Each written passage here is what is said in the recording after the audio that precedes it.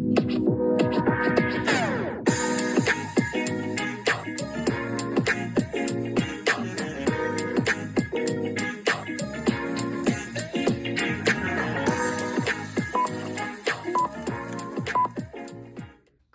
Perfect. All right. Ready to go. How's it going, everyone? Welcome back to On the Mic with JoeCee. It's been a while since I've recorded an episode, probably about a good 3 months. I do have one that I haven't released yet that hopefully will be coming out soon, so you guys will see that. I've been busy with a few things, but now we're back. And I'm actually really excited to be back for this episode. My next guest is someone that I've been having conversations about. Having him on the podcast since before I even started the podcast. Yeah. And so with no further ado, my next guest has been my really good friend for about 7 years, a little over that. He's been in the corporate banking industry for about 2 decades. He's recently ventured into owning his own business. He is a father of 4, a mentor of mine, and a good friend to so many. My next guest is no one other than Carlos Rosales. Awesome. Well, thank you for having me. What's I'm up, glad baby? we finally got it done. Oh, my God. It's fucking been forever. Yep. Forever that we've been talking about having you on the show, right? Since before, like I said, since before I even started this. When it was a concept. Right? When it was a concept. Yeah. Yeah, when it was a concept, man.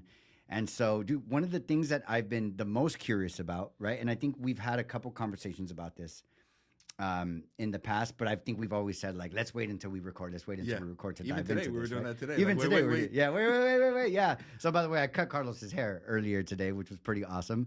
But yeah, we've had plenty of conversations where we're like, we'll have that conversation on the podcast, right? Absolutely. We'll have that conversation on the podcast. So one of the things that I'm really curious about, that I've been curious about for a while, is the corporate world. Okay. Right? And I just this is a conversation I feel like we've been holding off on for a bit now, which is why it's the first one that I want to jump into. Sure. Right? Now, for me, why I'm so curious about this conversation is because I didn't grow up in a corporate world. Yeah. Right? I didn't go to college, right? To get that teamwork structure, right?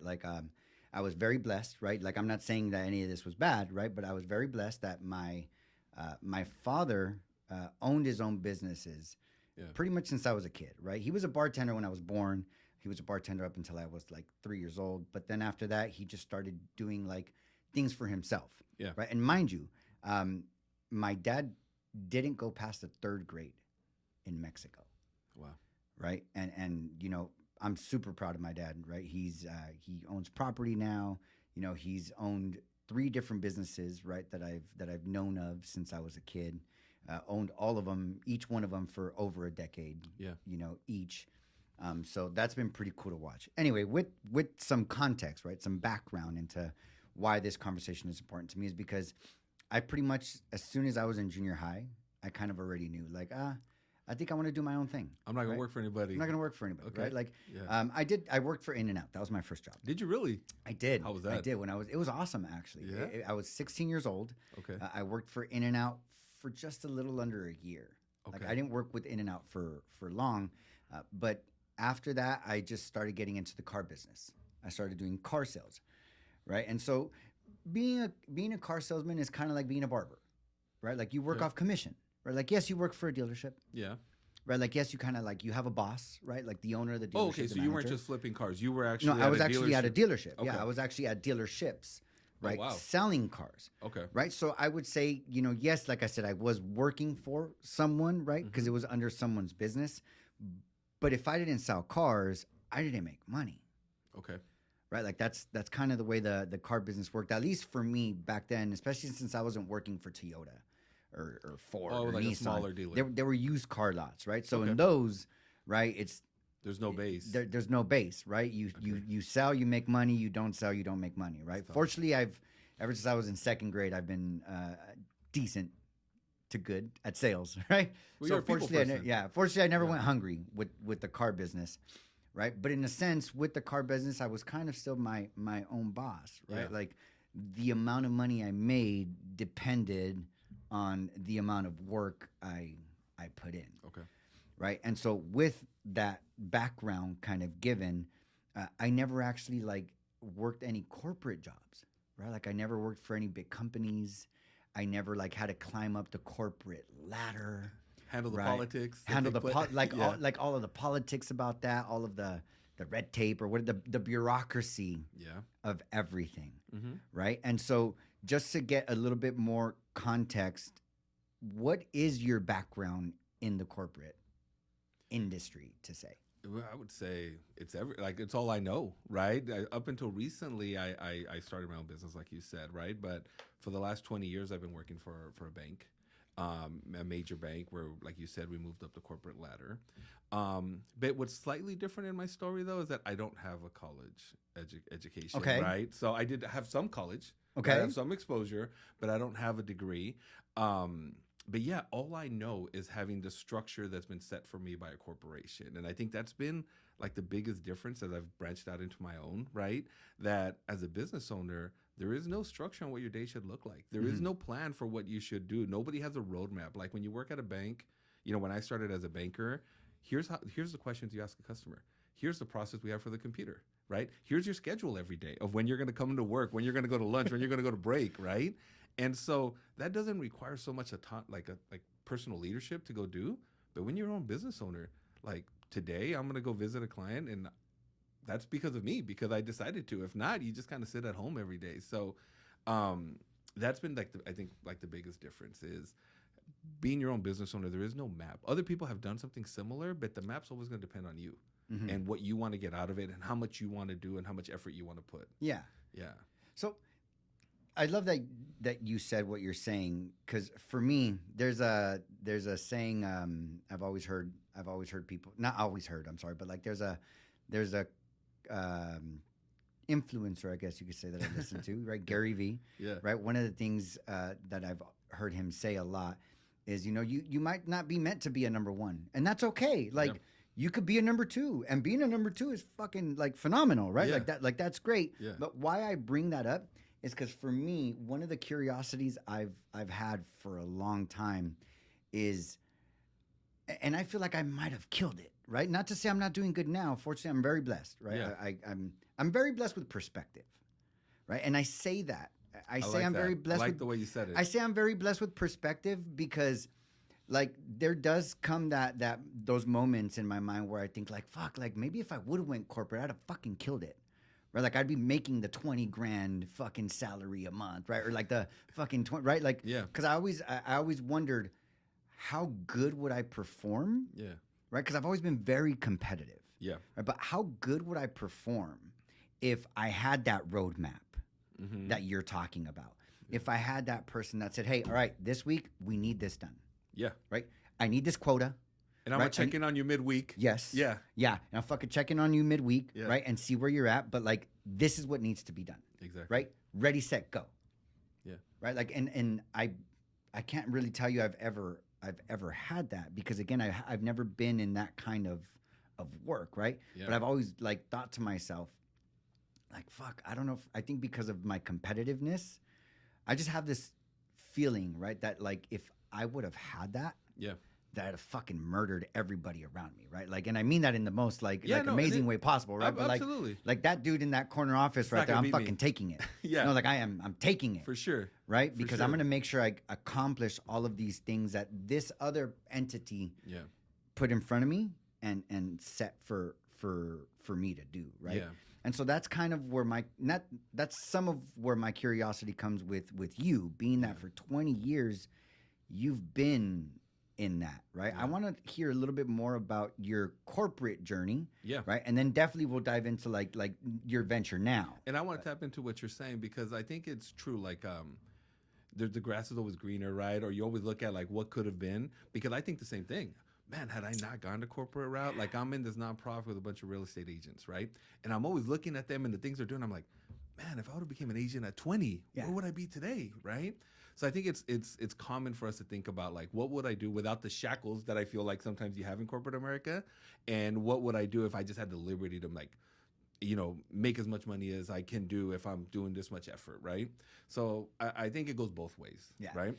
And that's fucking spot on though, right? Like that's spot on, because that was, you just illustrated, right? Like you just showed what it looks like for me to say I'm blessed to have perspective. Absolutely. Because I get that. I Yeah. get exactly what you're saying, right? Like, and that's always I feel like my battle, Yeah. right? And but fortunately, perspective always has me win my battle, Yeah. right? I may lose. Well, it always has me win the war, right? I may be losing the battle sometimes with Yeah. my ego of like, fuck, if I just would have, I wish like I could be here, Oh, like I yeah. should be there. There's I'm no fucking, winning in that you know, thought there's no process. winning that. No. But again, then that's where perspective sets in, and I'm like, but I'm fucking golden where I'm Yeah. at, right? Regardless of where I'm at, like I'm so good. Yeah.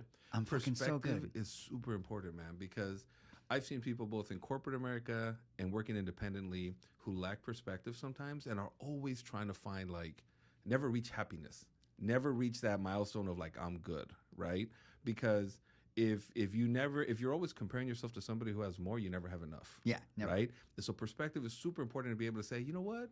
I'm doing way better than I was 5 years ago, and I'm in a good spot, and I'm going to enjoy this. And maybe I do go further, but for right now, I'm really going to enjoy where I'm at. Yeah. So I really like the conversation around perspective. Yeah, there's this quote I've been hearing a lot. I've been seeing a lot on social media that says, just remember, you're where you prayed to be 5 years ago. Yeah. Or you are where you hoped to be 10 years ago, right? Absolutely. Like, and then like you think about it, I'm like, fuck, like actually, like, yeah, like fucking 10 years ago, like if I would have been where I'm at now 10 years ago, I've been, oh my God, this is fucking great. Yeah. Right? Yeah. So, It's easy to forget that, and it's super important. So let me tell you, because 20 years ago, right? Where was I 20 years ago? What a yes, setup. yes. So 20 years ago, I was working at Costco Wholesale. Great job, right? I am pushing carts. I'm making a pretty decent living. We're union. We're making like okay money, right? But it wasn't enough, right? For the expenses that I had and the bills that I had, right? And so I had 2 kids.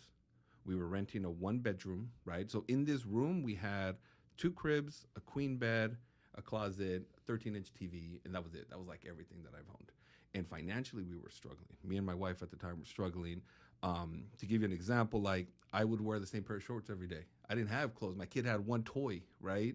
I would coordinate my underwear to match the darkness of my pants, so because the shorts would have holes in them, and by the pocket because they were so worn, you know. And dude, I'm talking like broke. Like I was going out collecting cans just to be able to take my wife out to eat, you know. But what you said about 20 years ago, I'll tell you about 20 years ago. 20 years ago, we would go just to kill time to IKEA, West Covina, right? And she'll confirm this story. We would walk around, and there's like, you know how they set up the offices and they set up the rooms, right? They would have a desk set up, right, with a chair and like 2 chairs for customers and a computer, right? And every time we would go, I would go sit at that desk, right? And I'd pretend to be like a professional, like whatever professional I was. And she would sit and be my customer, right? We were like 20 years old at the time, right? And I'm like, it'd be so cool to have a job where I had a desk. Imagine like a job where I could like wear a tie, right? And we'd have these conversations. And I remember having a conversation with her saying, hey, one day, like, it'd be awesome if we made $50,000 together, combined. If we could make $50,000, we'd be in an amazing place. Like, we might even get our own place. It would be incredible. Like, that was our dream, right? And so at the time I was at Costco, and that $50,000 job was like a supervisor job at Costco, right? It was, if I can get to being a supervisor, then I can be a manager, and the managers make like $50K. And so after working there for 5 years, I'm out here pushing carts. I'm out here like hustling every day, putting my best effort, right? I applied to be the supervisor for the pizza kitchen. Well, it wasn't the pizza kitchen back then. It was like a hot dog stand. Yeah. Right? Yeah. And all they did was hot dogs and pretzels. And they don't even do nothing to hot dog. They just wrap them and hand them to you, right? So I apply, and I'm thinking I have a good chance, right? And I don't even get interviewed for it. There's no interview. They announce who got it, and I'm like, the hell? Like, that was like $1 raise. And it's only $1, but $1 is a whole lot of cans, right? $1 would have been a game changer for me, right? Like, I'm talking about at the time, and I'll share this because I think it's important to be transparent. Together we made like 30 grand. I just saw the tax return recently as I was cleaning out my garage, $34,000. And I was $34,000 in credit card debt. Over $34,000 in credit card debt, 2 car payments. Like, my money coming in was the exact money going out. And so my rent, my car payments, my credit card payments added to what my salary was. So every month I was adding like diapers on credit cards, Similac on credit cards, right? So it just kept getting bigger. So I had to find something. And so when they told me I didn't get that $1, man, I was just torn. Like, how did I not even get an interview? So I go to one of the managers and I say, hey man, I really needed this promotion. I've been working really hard. I'm the lead cart pusher, right? Whatever that meant, right? Yeah, yeah. And he goes, you know what? Some people just aren't cut out for like leadership here, right? And this isn't a reflection of Costco. It's like a reflection of poor leadership, right?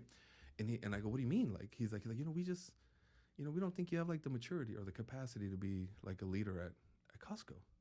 And so he walked away, and I was like, damn, he thinks I'm immature. He thinks I'm dumb, right? And I go, hey man, like what did I do to make you feel like I'm immature, right? Like how come no one's told me this, right? And he goes, some people just don't have it. And so I remember I go home that night, I tell my wife, and we're bummed, man. She's sad, we're sad. Like this was our shot. This was my shot into getting towards that 50K. So she steps out of the room, and I remember that night, I'm feeding my baby, right? My baby Monica. And I'm looking at her and I'm talking to her. And before you know it, I start apologizing to her, right? I start apologizing that she doesn't have anything, that we have this little room that we live in, that we have, that we don't own anything, right? That she doesn't have a place to play, that she doesn't have any toys, right? And then it gets deeper. I start apologizing for being dumb, because it's not her fault that she's got a dumb dad, right? It's not her fault that she's got such a loser for a dad, right? And I start crying, right?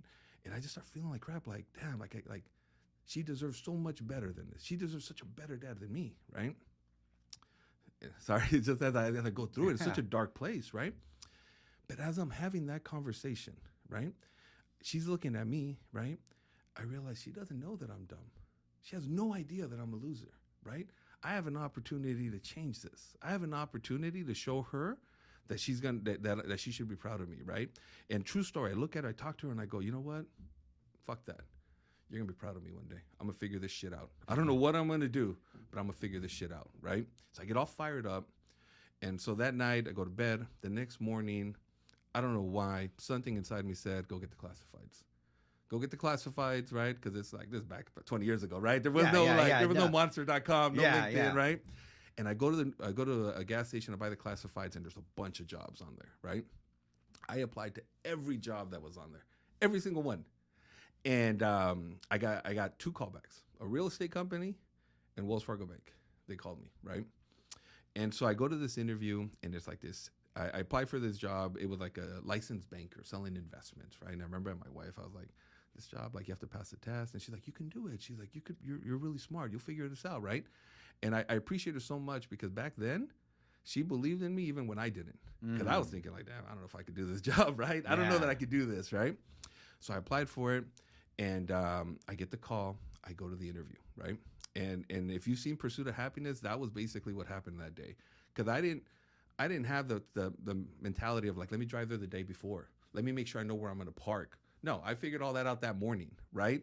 So I parked 2 blocks down from the station. Luckily, I found parking, right? I didn't have cash for the pay parking, right? I run to the interview, right? So I show up to the interview. Everyone's in the 43rd floor. On the first floor of this huge building. And I walk in, and everyone has a suit.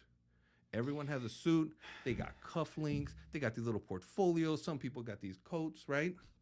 And I'm here in a black dress shirt, a white T-shirt showing underneath, right? Some old beat-up pants and some old beat-up shoes, and my sleeves are rolled up, right? Because that was Costco corporate, right? That was like professional for Costco. And I was so embarrassed, dude. I was like, I can't believe I don't belong here, right? And so they're getting all our names down because we're gonna go to the 43rd floor. And I'm like, dude, I need to get out of here. I'm so embarrassed. And my resume is like rolled up, right? Because I was running over here, right? And I'm about to walk out when I remember the conversation I had with my daughter a few weeks earlier, right? She's gonna be proud of me. And so in my mind, I was like, there's no way I can go back and face my daughter and say I didn't even try. Say that dad got embarrassed, so he left, right? So we go up to the 43rd floor. There's about 44 of us in this interview, right? And it's a group interview, and there's a test that takes place, right? That shows your ability to pass the Series 7, which is the licensing exam. So I go up there, and as soon as I walk in, the guy holding the interview goes, excuse me, is there a reason you didn't dress up for today, right? Humiliating, right? But valid, it's valid. And I said, hey, I didn't know what to say. So I go, hey, I actually don't own a suit, and I don't own a tie. And I realize I probably don't belong with this group, but I really need a job. So I'll take whatever job you got. I just need a job. I need a shot, right? And he gave me a shot. He let me interview. And it was intimidating, man. Like the whole group goes, right? Everyone talks about themselves. And this guy's like USC graduate, assistant manager at this bank, UCLA graduate, so-and-so at this financial services, real estate agent, degree from so-and-so, right? And then they get to me and I'm like, no degree. I push carts at Costco, but we sell memberships, so I do have some sales experience, right? That was my intro, right? And so I remember the guy smiling, right? Because I definitely didn't belong in that group. So then he's like, all right, we're going to move on to the test. So it's like this math test. There's no calculator. You just got a pen and paper, right? And I'm doing it, and I'm thinking, oh, dude, this is hard. So at the end, they come in, they go, all right, so 4 of you passed the test, so 4 of you will be moving forward, right? And I get my resume. I'm like, I don't know what the fuck I came over here wasting my time, right? Called out sick from work, right? I don't belong in this fucking group, right? And I was one of the 4 that passed, man. One of the 4 that passed. So the guy comes up, and he goes, hey, you're moving to the next step. Buy a suit. Figure it out. Buy a suit for the next interview. So my dad bought me my first suit. He put it on his credit card. He made it happen for me. I went interviewed and I got hired to go to the bank. And that's where my career started, man, with like no experience in financial services, hitting obstacles that I didn't anticipate, right? Like professionalism, things like that. And even right before I quit Costco, my mom comes to me. And I think this is important to call out because you're going to get a lot of opinions when you make decisions. You're going to make a lot of opinions when you get that roadblock in your life where you have to make a decision, right? And not all these decisions are bad feedback. They're not all bad advice. Sometimes it comes from people that really care about you, right? It comes with good intentions. Good intentions. That's a great way to say it. So my mom comes and she goes, hey, I know you're about to quit Costco, but Costco's a really good job. You got really good benefits, right? You've been there for 5 years and you're going to go into something you don't know. You got 2 kids to worry about, right? And she goes, and like the people at the bank, they typically have degrees. They're really smart people. So think about it before you make that decision, right? So I remember going, she's right. The fuck am I doing? I don't belong there. If I can't even be a supervisor at Costco, why would I go think I could be in a bank? Luckily, I talked to my wife at the time and she's like, nah, we're gonna run it. We're gonna figure it out. And if I go, what if it doesn't work out? What if I go and I just fail? She's like, then we figure it out. So I accepted the job, got hired, and then that was like the game changer for me, man. It was amazing. I started November 28th, 2005. I went right into studying for this licensing exam. I picked up my Series 7, my Series 66 license up front. By March, we were in the offices, right, doing training. And the first week, it was like, oh my God, what am I doing here? I have no idea what I'm doing, right? I have no idea what's going on. People were asking me questions. I was like, hold on, let me find out. Hold on, let me find out, right? But I just kind of focused on just doing, again, for me, it really worked to be in corporate America because I needed the template, right? I didn't know what else was out there. My dad had always worked for companies. My mom had always worked for companies, right? So I really needed to be in corporate America where somebody could teach me. They had a really good training program. They had a really good development program. They had all these resources for me. And so going back to what you were saying earlier, I really needed that because I had no outside guidance, right? And so from there, my career took off, man. 6 months later, I got my first promotion, and I attribute it to being willing to do anything that was asked of me, right? They said, hey, we need you to go to this car wash and offer our products. Cool. We need you to go, right? I didn't care. People didn't want to go because it was hot, but I was pushing carts at like 105 degrees, right? So I'll be out there. And making sure that I didn't shy away from things that made me uncomfortable, right? If they wanted me to present in front of a group, they wanted me to meet a customer, right, that was like super affluent, right? I just went in because I couldn't risk losing, right? I made a promise to my kid that I was going to be successful. So whatever made me uncomfortable, I just figured it out. And I went out and I did it. So 6 months later, I became a personal banker too. A year later, I became a branch manager. 5 years later, I became a district manager. And here's where the story comes full circle. So here we are 6.5 years later. I'm now the president for the South Los Angeles market. I got 280 plus employees. 6 years after you got hired. 6 years. It was incredible, right? I'm now the president for this market. No degree, no background in financial services, right? One of the few Latinos that speak Spanish in that role, right? And so I go take my kids. And I said, you're going to see Daddy's office. This is the first time I have an office. I have an office in the same building where I interviewed. You interviewed. Where I interviewed, same building. And so I take my girls on my day off, right? I had some vacation. I said, we're going to go see Daddy's office. We go up there. As I'm in there, my boss at the time calls me over to say something, right? And I leave him in the office. When I come back, my daughter's writing on this Post-it. the one who I was holding 6.5 years earlier, right? And she says, Daddy, I'm so proud of you. Daddy, I love you, and I'm so proud of you. 6.5 years later, that story just came together, right? That Post-it's in my office, right? It's every time it's framed, it's in my office. That is my success measure. That is what I set out to do. Like the You dollars, still have that? I still have it. It's in a frame. I'm gonna show it to you one day. That is everything to me, right? Because every time I look at it, I remember where I was, and I remember where I'm at today. And it's not about the 50K. It's not about the cash. It's not about owning a home. I feel like today I'm someone my kids could be proud of. I feel like today I'm someone that my kids could be like, that's my dad, right? And I don't know that I would have felt that way any other route that I would have taken. Wow, man, what a story. What a run, right? What a run. But Yeah. there's something I don't want to skip over because I just have this feeling that there's a little bit more to this story, right? And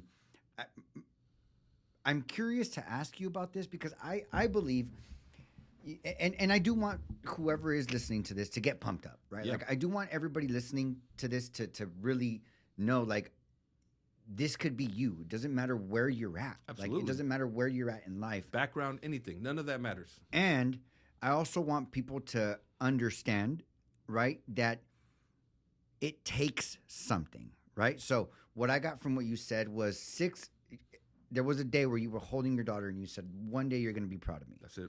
You already told us your process, right?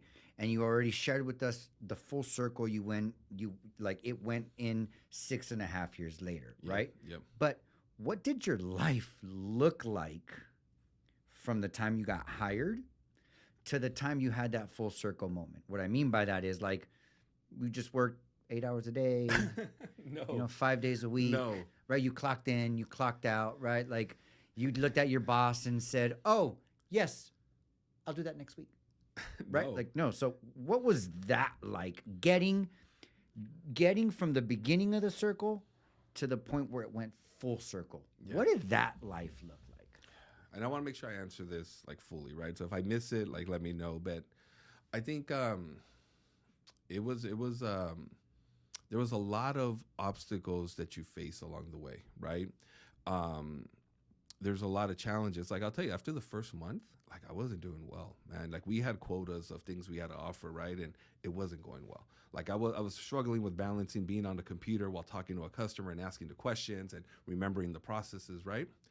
And it was going so bad that I actually went and asked for my old job back. I don't really share that part of the story a lot, right? But I went and I asked for my old job back. I went to the Costco. Wow.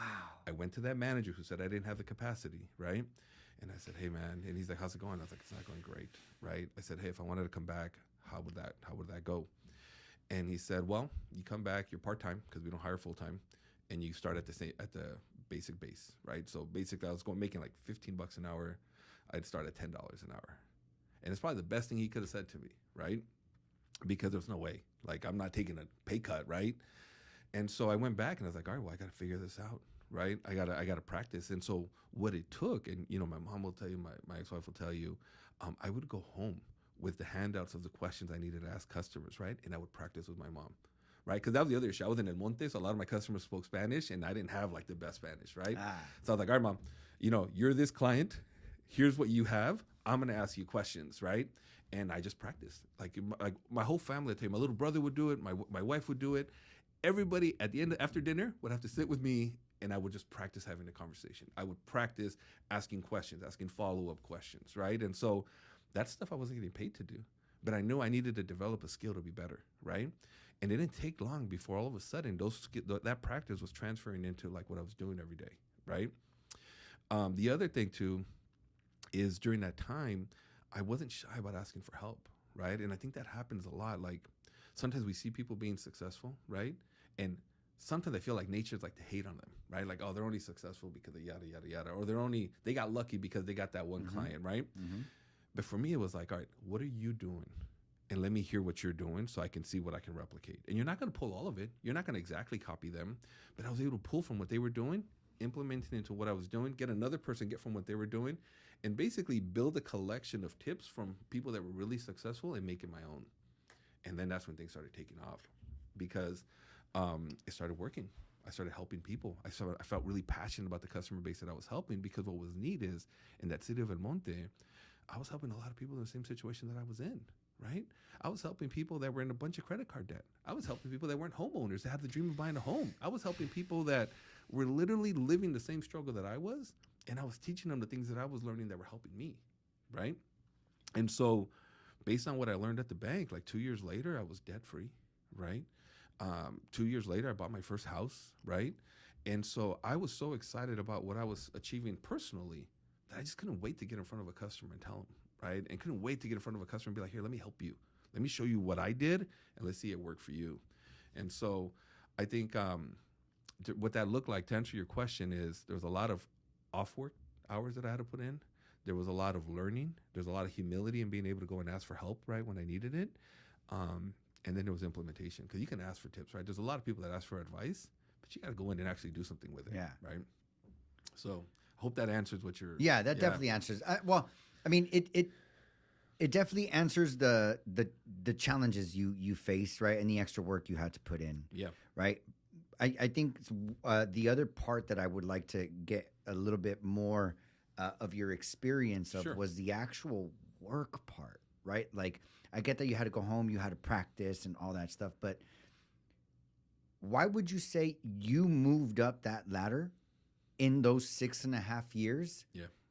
And over the others, right? Like, what did you do different?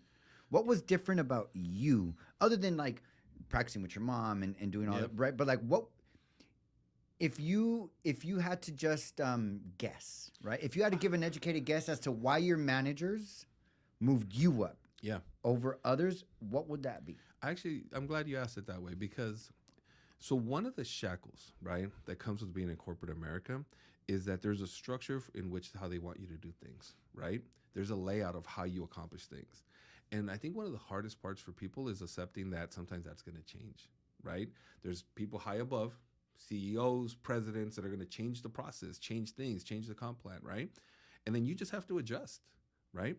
And so what I find is that I think one of the things that set me apart, it was like, all right, today you've been doing it steps 1, 2, 3 for the last year.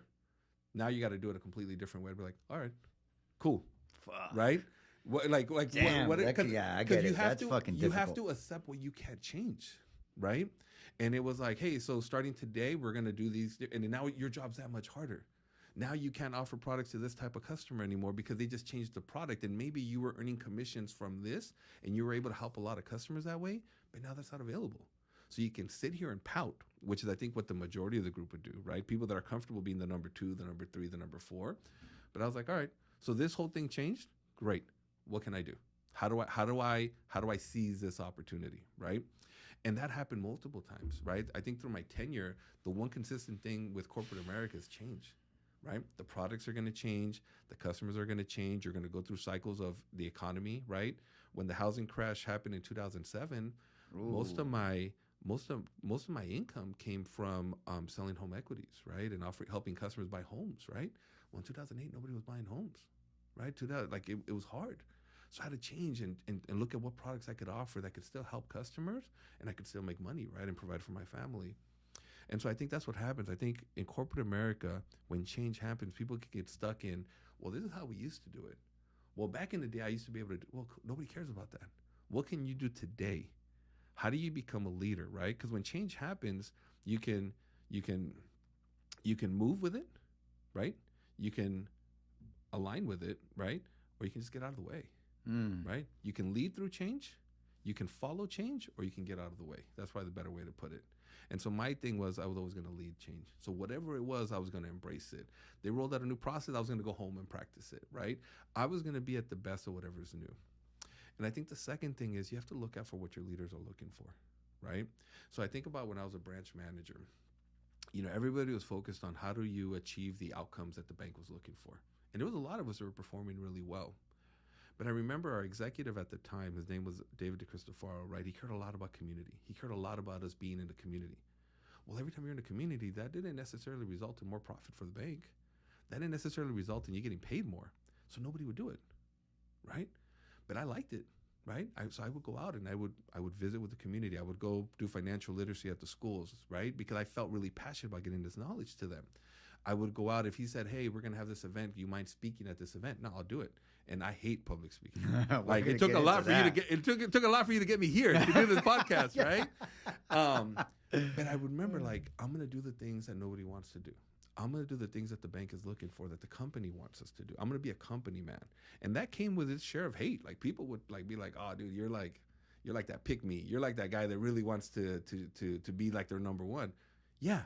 Yes. I'm trying to get paid, right? I'm trying to grow. And so that's what set me apart. Like, before you knew it, man, I was at every community event. I was meeting with the mayors. I was a leader for the company outside the four walls of the branch, right? And so when people in the city of El Monte, city of Azusa, city of La Puente bank, they didn't bank with Wells Fargo. They banked with me, right? I was the community. I was the community leader. And so I think it's important when you're working for a corporation to really read between the lines. What is your company asking you to do? What does the company want to be, right? Who's the ideal person that they would want to promote? And how do you become that person? And genuinely become that person. Not pretend to be that person, but genuinely become that person. Because to this day, I haven't been employed with the bank for 3 months, but I'm still involved in the community because that's who I am. I care a lot about the communities that we live in, right? And I think to make stronger communities, you gotta invest your time and your efforts. So I think those are the two things, right? To be adaptive to change and to be the leader that your company wants you to be, and then you'll grow.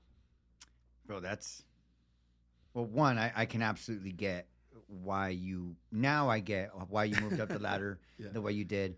I also get that it wasn't easy, right? Like adapting to change, I think, is one of the hardest things for all of us as human beings, right? Yeah. But one of the things that comes up for me, man, right now that you're saying what you're saying is just, I feel like, and obviously when I say I feel like the world we're in today, it just means my world. Yeah. Right? Like, that's all I know, my perspective, right? So it's just the way I see the world, right? Yeah. If others happen to see it like me, then it's our world, right? But the way that I see the world today, there's a lot of me people, right? There's a lot of people, and I'm not against it, right? I think it's fucking phenomenal that we're having like this awakening age, right? That we're having this age where self-expression is a thing, uniqueness is a thing, where we all really just want to be our own person. Right, we're all looking to see, who are we? Who am I? What? Right, like, and so I think that's phenomenal. By the way, I want to put that out there before I say what I'm about to say. Right, I think that's phenomenal. I'm all for it. Yeah. You know, I'm not against it in any way, shape, or form. I do see that there's a lot of people that don't want to do it on their own. Right, they don't want to invest their own money. They don't want to invest all of that time. They don't want to fucking work the 12-hour days and fucking do everything that you did. Yeah. Right? And therefore they go to look to work for someone else the way you did. Yeah. Right? But are not willing to roll with the changes. They're not willing to read between the lines.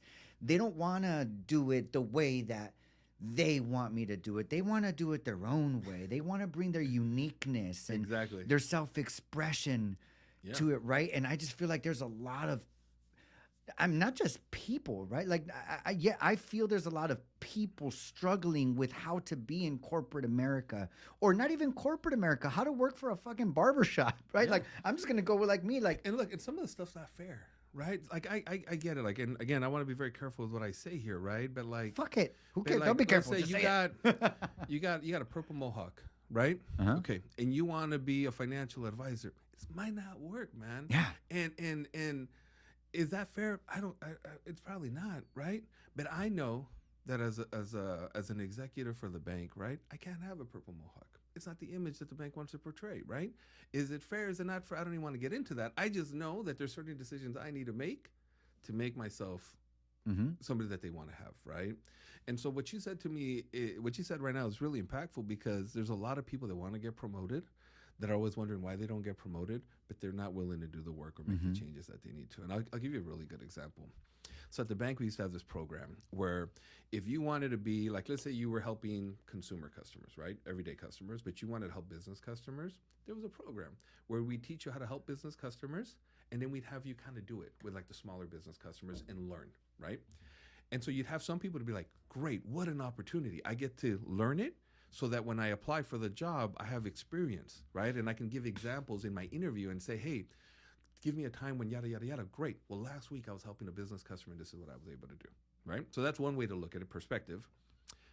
But then you'd have people that'd be like, wait, you want me to start helping business customers, but you're not paying me a dime more? I'm okay. Right? You guys want to just use me, right?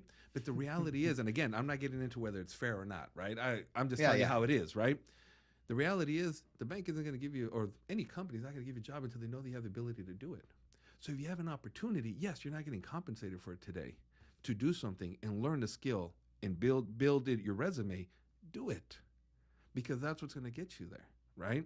You know, all those meetings that I had, meeting with elected officials, working as nonprofits, speaking in public, set me up so that I could hold a meeting with 200 team members. At one point, I had 550 team members working for me, right? And I could speak in front of... You were managing 550 people. Yeah, I spent a year. I know you said team members, right? But like one thing I want everybody to get is that's 550 personalities. That's not easy. 20 branch managers reporting to me, and the 25 on average, or 25 branch managers reporting to me, right? It was 2 markets. And so you got to be able to, but those experiences that I had early on, hosting meetings, you know, they were like, hey, Carlos, could you present in front of this group? I wasn't getting paid a dime more, but that built my skill so that in the future I can go out and do it, right? And so I think that's what people miss today. You know, just because you're not getting compensated for something doesn't mean you're not learning and building your skills. And you should never miss an opportunity to go build your skills. And that's just such a tough conversation, man. And I say this because I feel like, and I've heard this before in conversations, that the perspective of people, it's like, well, they're taking advantage. Yeah, that's it. I heard that. Yeah. Right. Like they're a big company. Like, why wouldn't they pay me? Yeah. Right. It's not like they don't have the money. Exactly. Right. Like, and I see that perspective a lot in again, I'm not even going to go as far as corporate America, even though that's what we're talking about here. Like, you have employees in small businesses that like, dude, like I've seen it already before, right? Yeah. I've heard it in conversations, and and I'll say this fucking, you know, while we're recording this podcast, there's a ton of people and a ton more I don't know of that I'm sure think I'm fucking, oh, he's got money. Oh, he's got money. There's 2 barbershops. Yeah. Right? He's got a barbershop. He's got 10 barbers working for him, and you know, he's got his own business and this and that, right? Like, there's a lot of people who think just because you own a business, you're fucking balling. Yeah. Right? That's a perception, Yeah. And it's like, so then why should I do anything for free, right? Or Yeah. why isn't he or she doing more for me? Exactly. Right? And that's where I'm saying that I feel like right now, although I do support self-expression, I do support uniqueness, right? Yeah. Like, I feel like if you want to really be your own person, if you really want to do things your way, right? And you really want it to be an expression of yourself, go fucking do it yourself. Right? Like, no one is coming to help. No one is coming to help you. No one is coming. Now, people might help you, right? People might invest time in you, but you shouldn't expect it. You control your destiny. You control your success. You control the effort you put in and going out and getting it, man. And I think that's the number one things people need to realize. Yeah, but I get why they don't. Yeah. I get why they don't. Because it's fucking hard, right? Well, doesn't mean it's not fun, right? Like, doesn't mean you don't have fruits. Doesn't mean you won't get rewarded at the end. It doesn't mean that you won't get everything you've ever wanted, right? At some point. At some point, absolutely. At some point, right? Yeah. So when I say, and I like to clarify this in conversations, right? When I say it's hard, I'm not saying that as a bad thing, right? Like, I'm not saying that to deter anybody from putting in the work to get where they want to go, right? Yeah. And I'm not saying that to have people think that it's not a good thing. And it's hard. Yeah. And it takes work, right? It takes, like what you were saying, it takes those uncomfortable moments, right? It takes having to say yes to things that you would normally say no to. Yeah. Right? It takes having to be humiliated. Yeah. Every now and then, which nowadays nobody wants to be humiliated, right? I mean, obviously nobody ever has, right? But what I'm trying to say is now if you're humiliated, you're fucking writing a report, you're suing the company, you're fucking right. Well, let me tell you. This morning, right? I'm thinking about this podcast, right? And I'm like, what if I fuck this up, right? What if I go viral for like the worst possible things, right? And I was thinking that'd be horrible, but you know what? Fuck it, because if I'm gonna get better, right, at communicating, interacting with people, if I want to grow in this sector, right, I just got to put myself out there. And I'll tell you, man, I've been very fortunate to be on Univision, to be on NBC, to be doing TV interviews, right? They haven't all gone great, man. Like there was one I did. It was Despierta America, it's a morning TV show. I went on there, and the host, we were going through a quick pre-plan, right? Because it's a live news segment, right? And they're doing the live news segment. They're going to interview me. The girl goes, "I'm going to ask you these questions." I was like, "Perfect. I prepped for those," right? And here's the thing, my Spanish isn't great, right? So when someone speaks to me in Spanish, I'm translating it to English, figuring out my English response, and then throwing it right back to you in Spanish, right? And so I had already prepared for this, and she changed the questions. As soon as we went live, and they were like 5, 4, 3, 2. The first question was not one of the 3 questions they had sent me, right? And so I had to think on my feet, right? And so when you rewatch that clip, the whole time I'm just like laser focused on her, right? I'm like, I'm not even smiling. There's no reaction. It wasn't a good segment. And when I rewatched it, I was embarrassed. I was like, man, I really effed that one up, right? But it was a good learning for me. It was a good learning and a good experience for me. And if you focus just on the negatives, you won't do it again, right? But I knew what I wanted to do differently. I knew that where I messed up is I memorized my responses, right? And I focused on just having this like character that I was going to play. And she was going to ask me this, I'm going to respond to this, then she'll ask this, and I'll respond to this. No. So now I prep differently. Now I have ideas of what I want to share, but I have no scripting. That way, in case something goes off script, I can adapt, right? So my point is, like, you got to go through humiliation. You got to go through embarrassment. You got to go through situations that don't work out great, because that's the only way you get better. And we accept that in sports, but not in professional lives. And I think that's a big miss. Because in basketball, you'll turn the ball over, right? You might trip and fall in front of everybody, right? You might lose a game because you missed that last shot, but you'll go play again. But professionally, we won't do that. Sometimes personally, we won't do that. And that's how we have to look at life. Sometimes you got to fall, get back up, and go out and get it. Man, and that's I think it is one of those things that's cliche. Yeah. Right. What's interesting to me, that comes up for me all the time, is how that really is so much easier said than done, right? But the whole like fall once, get up twice thing, right? Like we've known that forever, man. But it's just it takes something to put yourself at risk. Yeah. Like it takes something to put yourself in a position where you'll fall. Yeah. Right. And to me, man, it just it's something that I think about quite often, of how we put ourselves in these positions, because they're all stories. They are. Or like there is no boogeyman at the end of it, right? Like some of us will stay in relationships for a decade, right? Just because we don't want to say that one thing. We'll stay at a job, right, that we fucking hate forever, just because we don't want to have that conversation. That's it. Right?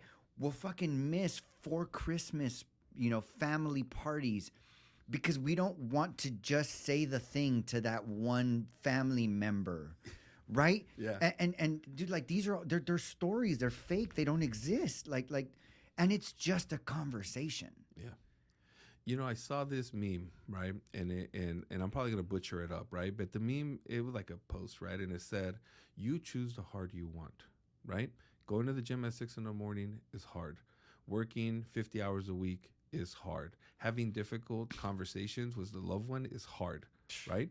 What else is hard? Being out of shape and unhealthy is hard, right? Being broke is hard. And being in a marriage where you're not happy is hard, right? And so you choose the hard you want. Wow. Right? And I think that applies to everything. And we forget that. Like, I forget that all the time, right? Oh, yeah, absolutely. And I think we have to remind ourselves, right? If I'm not going to do this because it's hard, which is the hard that I'm choosing? Because there's no easy. Yeah, you're choosing a hard. There's no easy, right? So if I'm not going to go interview for this job because I'm a little embarrassed, or I'm not going to try because I'm afraid of failing, right? Cool. The hard you're going to choose is not having that job. It's not making the income you could have made in that job. And if you're comfortable with that, there's no wrong answer here, right? So for me, it was like I needed to get out of where I was, right? So hard would have been going back to my kids, facing them every day, not being able to provide. I know it was only going to get more expensive for them, right? Right? For you. And for me, right? Not for them. Don't pay for anything, right? But it was only going to get more expensive, and I was just going to have to keep saying no, right? And that was the heart I didn't want, right? The heart I wanted was I was going to put myself out there. I was going to risk being embarrassed. I was going to risk things not going well, but I was going to put myself out there. And so I think that's the most important thing for people to take away. Which heart do you want to choose? Because everything in life is hard. You just have to pick it. Wow, man. Yeah, it really is. And it's just what mind boggles me, and I say what mind boggles me, not because I don't do this, right? I do this too. I'm part of the fucking same team. Yeah. Right? I'm not saying like it mind boggles me that people, no, because I'm one of those people. Yeah. Right. But what mind boggles me is that we'll choose the one that's actually much harder, right? Much harder. Yeah. Right. And we stay there. Right? We stay there. And even at times we know like, fuck, I need to make a change. Yep. We choose not to. Right? And I say that because like you said, it's always a choice. Yeah. It's always a choice.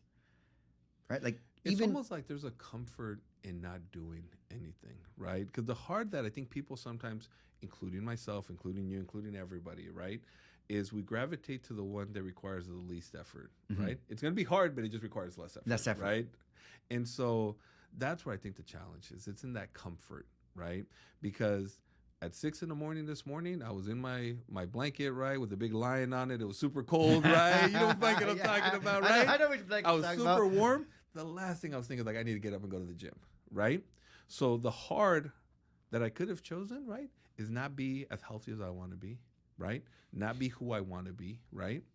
And instead, I said, no, I'm going to get up. I'm going to go to the gym, right? And it was hard, but I feel better. I feel better because I did it, right? And I'm one step closer, and not an ideal weight, not in an ideal fitness, but in being the person that I want to be, right? I got that from Atomic Habits, right? I'm another day in being a person who goes to the gym, in being a person who cares about his health, right? And so I think there's just comfort in not doing something. Yeah, I totally get that, man. I totally get the comfort thing. And I think what was coming to me when I was speaking a little while ago was that the hard we choose is like so much lengthier, right? Like me going up to an uncle, right, and saying, "Hey, Theo, can I talk to you for a little bit?" Right? Yeah. Hey, so you know what? Last time we got together, right? Like there was, you were saying these things about my son or my daughter, right? And they just kind of it rubbed me the wrong way, right? And I know that I've been kind of like avoiding you for a while, right? And I just want to say, one, like my bad for not coming to you sooner, right? And having this conversation. Two, expressing to you that day, right? Like how you meant it, I really don't know, right? Maybe you meant it that way, maybe you didn't, but I did take it personal. Yeah. Right? I did take it personal. And, if I could just request that, like when it comes to my kids, that maybe we just leave that conversation out, or that you and I have it, just you and I. Yeah. Right? But that's not something that's said to others. Right? And if there's anything else I can apologize for, right, just let me know. But ultimately, Theo, you're fucking dope, right? Like before you were saying that shit about my kids, we were cool. Yeah. Right? And I just want to get back to that. And you should still be cool, right? Yeah. All you're doing is you're setting a boundary. Yeah. Right? And it's like, I want to get back to that. But how much of that do you think is like cultural though? I mean, I almost feel like a lot of that's cultural, I think right? But regardless of what it is, I get the part that I'm really trying to bring awareness to is it's a 20-minute conversation max. Yes. And it's going to be uncomfortable. And maybe for a few days, Theo's not talking to you, right? Yeah. Yeah. Right? But that's it. Mm-hmm. Right? Instead of missing 4 years of fucking Christmas. Yeah. I'm going to avoid you. I don't want to hang out with you no more because that mother effer said something about my kids. No, yeah. Absolutely. Yeah. Yeah. Yeah. And I get it. If it's somebody that like they weren't really that important anyway, right? We never really hung out. Cool. Fuck it. I get it, right? But a lot of the times we'll avoid these people over something small. Yep. Over a 20-minute conversation that prior to that incident or prior to whatever it was that put you in that space, you guys were fucking close. Yep. Like things were good. And the part that trips me out is that half the time, those other people don't even know why you're avoiding them. Yeah. Like, they don't even remember they said the thing Yeah. that you are holding on to that now has you be distant. Yeah. Right? A lot of the times they might have even said the thing. And they might even know they said the thing, but to them it wasn't a thing. Yeah. Right? Like it was nothing, like it was nothing to like the way that you took it. Yep. Right? And so we'll go days, weeks, months, sometimes even years, right? Holding on to something. You're here eating yourself all angry, right? And they're living their best life. Yeah. They're proceeding doing everything they want to do. Because they had no clue. They had no clue. They had no fucking clue. Absolutely. Yeah. They had no clue. Yeah. And, so I've been in communication, I think since 2017 is when I like to say I started like my communication journey, right? Yeah. And I'm still like at 2% out of 100, right? Like I'm fucking super far from it, right? That puts you farther ahead than a lot, though. Yeah. I'm still like at 2%, right? Like I'm not saying I'm good at it in any way, shape, or form. This podcast is actually part of like my commitment to communication, language, curiosity, being with people, being with conversations. And so one of the things that I've really learned in communication is that almost everything is a communication. Everything is a communication. And everything can be resolved in communication. Yeah. Right? Everything. Right? Everything can be created in communication. Right? Like there's only so much we can do on our own. But like, for example, your story, your communication with your mom. Yeah. Your communication with your wife at the time. Yeah. Right? Your communication with your dad. Your communication with your bosses, your managers. Like everything you created, right? Like, yes, it took your hustle, it took your work, right? But all of it, in a sense, was done in communication. Yeah. I agree 100%. I think even just like earlier you asked what are some of the things that led, even just asking for feedback, right? Like if you've been you haven't because you've never worked for anybody, right? But but if you work somewhere, sometimes you'll be like, man, something feels off with my boss, right? Like I didn't get my PTO approved, or I didn't get this approved, or something just doesn't feel right? And we just keep working, right? But you can go ask your boss, like, hey, something happened, right? I feel like things have been different for the last 2 weeks, right? Am I not doing something right? And sometimes you got to go and ask for that. You get that feedback, right? How am I doing? Is there anything I could be doing that's better, right? And it's not just your boss. It could be your spouse, right? If things are off with your spouse, I think how many times we avoid conversations, right? That keep us in, right? Well, that could be a whole different show, right? That could be a whole different fucking show, but right? you could be in a relationship with someone, not set the boundaries that you want to set or the expectations that you want to set, right? And then not feel fulfilled because you didn't have that conversation. And you could, I think about, right, because I'm no longer married to my ex-spouse, right? And one of the regrets that I have is not voicing certain things way earlier, right? Which then allowed them to build up in my head, right? And become bigger problems later on, right? And so I agree with you 100%. I think communication is really the solve for a lot. Being able to express yourself. And you should never be somewhere where you can't express yourself.